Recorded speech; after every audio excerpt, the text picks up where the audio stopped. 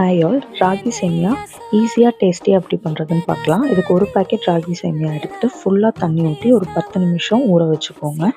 தாளிக்கிறதுக்கு 3 பச்சை மிளகா, கருவேப்பிலை, கொத்தமல்லி, ஒரு பெரிய சைஸ் வெங்காயம் கட் பண்ணி எடுத்துக்கோங்க. ஒரு கைப்பிடி அளவுக்கு தேங்காவை மிக்சியில் போட்டு எடுத்துக்கோங்க. 10 நிமிஷம் ஆனதும் ராகி சேமியாவை இந்த மாதிரி பிழிஞ்சிட்டு இட்லி பாத்திரத்தில் ஒரு 10 நிமிஷம் ஸ்டீம் பண்ணி எடுத்துக்கோங்க.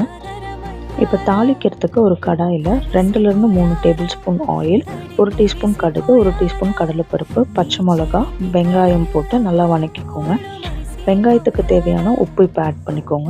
ஒரு 2 மினிட்ஸ் ஆனதும் கருவேப்பிலை போட்டு கோல்டன் ப்ரௌன் ஆகிற வரைக்கும் வதக்கிக்கோங்க. ராகி சேமியாவை போட்டு நல்லா ஒரு 5 மினிட்ஸ்க்கு வதக்கி விடுங்க.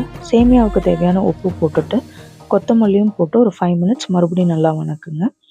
இப்போ தேங்காய் துருவலை போட்டு நல்லா வதக்கிக்கோங்க. ஒரு 5 மினிட்ஸ் ஆனதும் இறக்குனீங்கன்னா சூப்பரான ராகி சேமியா ரெடி ஆயிடுச்சு. ரொம்ப டேஸ்ட்டாக இருக்கும். கண்டிப்பாக ட்ரை பண்ணி பார்த்துட்டு கமெண்ட்டில் எப்படி இருக்குன்னு சொல்லுங்கள். தேங்க்யூ.